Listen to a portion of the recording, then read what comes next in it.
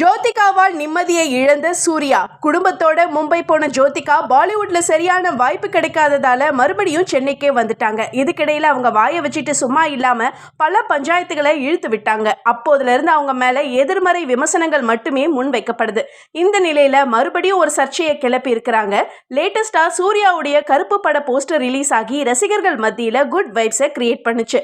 அந்த போஸ்டர்ல black colour cool black colour shirt போட்டு சுருட்டு பிடிச்ச மாதிரி சூர்யா நடந்து வராரு.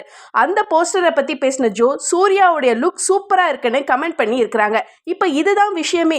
நடிகர்கள் சிகரெட் பிடிக்கிறது, மது குடிக்கிறது தப்புன்னு சொன்ன அதே ஜோ இப்ப சூர்யா சுருட்டு பிடிக்கிறத என்கரேஜ் பண்றாங்களான்னு கேள்வி எழுப்புறாங்க ரசிகர்கள்.